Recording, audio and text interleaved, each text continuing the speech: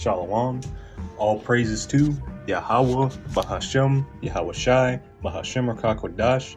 Double honors to the apostles and elders of Great Millstone. Peace and blessings to all the Akim doing this work in sincerity and in truth. This is the brother Yachanan from the GMS Houston camp. And this is just going to be a quick lesson going into the misconception of the world in John 3 and 16. And let's just jump right into it. This is John 3:16. For God, or for Yahweh, who the world ignorantly calls God, so loved the world that he gave his only begotten Son, who the world ignorantly calls Jesus. He gave his Son Yahweh Shai. So let me start that over again. For Yahweh so loved the world that he gave his only begotten Son, that whosoever believeth in him should not perish, but have everlasting life. And Christians run with this because it says God loved the world. So they run with it thinking that the Most High loves everybody, and he doesn't.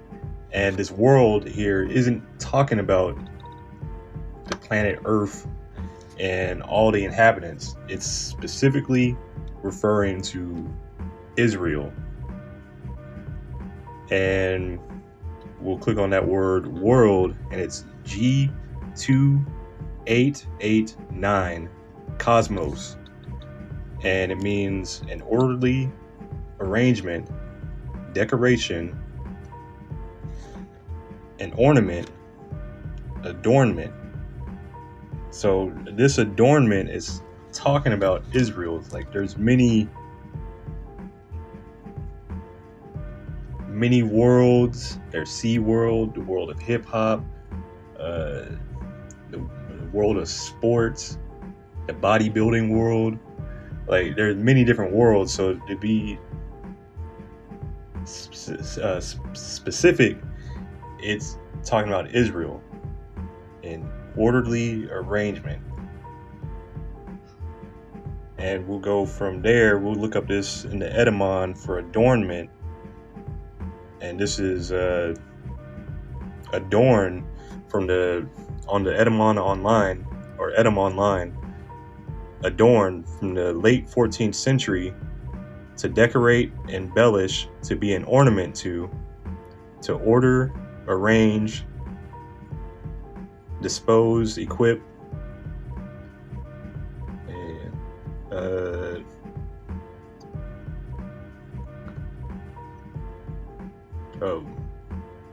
to decorate, row, as in going into order, like row, rank, series. Like if the Most High was to set up all the nations in rows, Israel will be at the front. If he was to set him up in ranks, Israel will be number one. In series, number one. The arrangement, Israel will be at the front. And to go further to prove that the Most High loves Israel, and really only Israel, not the whole world. Let's go to Deuteronomy 14 and 2. Oh, you know what? Let's start at the top. No, let's just go to 14 and 2. Deuteronomy chapter 14 and verse 2.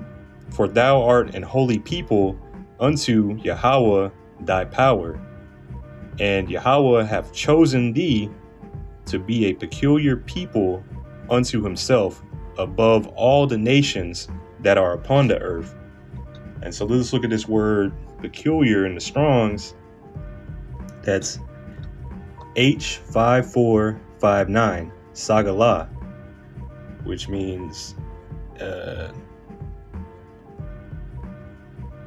wealth, a jewel, a peculiar treasure, special, possession, we're the Lord's possession, property, valued property, or a treasure. So we are a treasure unto the Lord that are above all people. So if we were to be, I don't know, let's say like his favorite piece of jewelry, or you got a favorite. You got your favorite shoes, your favorite clothes to wear, your favorite color, your favorite food. Well, we're the Lord's favorite people. So let me read that again. This is Deuteronomy 14:2.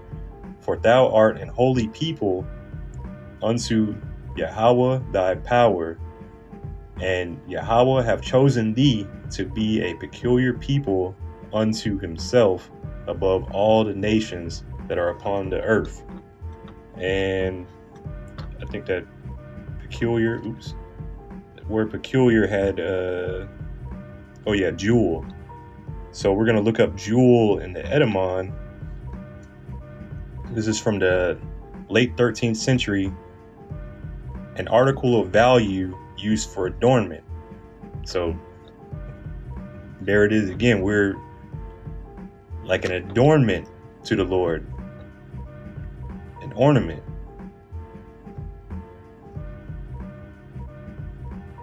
That which causes joy. Continuing on reading the Edymon. So that which causes joy. So Israel will also,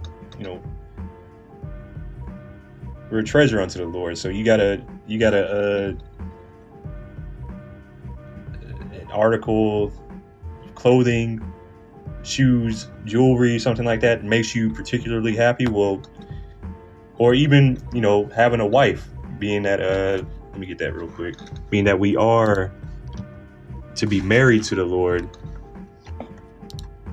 Let me see.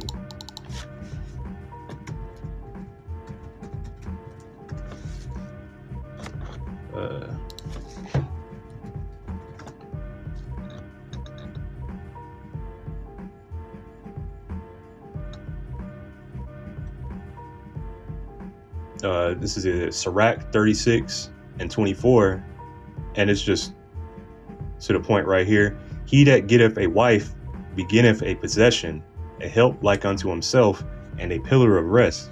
So we are a possession to the Lord, and we're also, when Yahushua returns, we're going to be married unto him again. We'll no longer be estranged. But let's continue on to Isaiah 40:15, and I'll just let's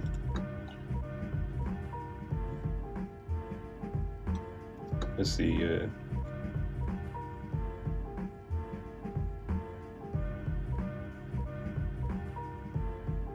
This is Isaiah 40:15 in the NLT.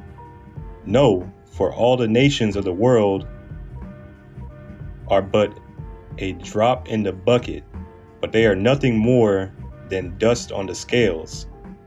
He picks up the whole earth as though it were a grain of sand. So all the nations, you just read that Israel is a peculiar treasure to the Lord, a jewel to the Lord. But all the nations are but a drop in the bucket. Just a little, they are nothing more than dust on the scales. Like, you don't even pay attention to them. You just blow it off. And then let's continue on. Let's go to, just get ready to close out. Let's go to 2nd Esdras, chapter 6, and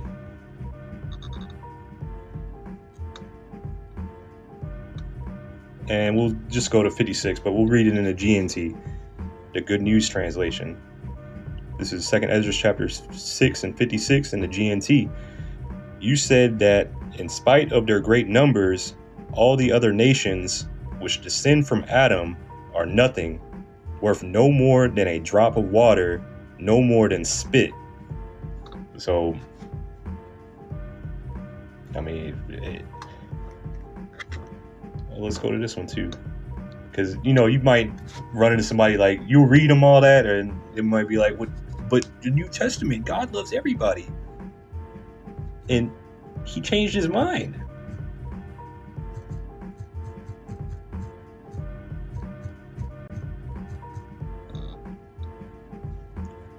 This is Malachi 3:6. For I am Yahweh, I change not. Therefore ye sons of Therefore ye sons of Jacob are not consumed. So if Yahweh Ba'ashem Yahushai said that he loves Israel, he's not going to change his mind. Even though we're not in the land, we're going through hell, it's because of our own doing, but this is how the Most High set it up. Yahushua is coming back soon. And when if you're still thinking that, you know, the Most High loved the whole world, well, Yahushua will be back. His son will be back soon, and he'll set it all in order. You'll find out then. So, hey, with that, Shalom.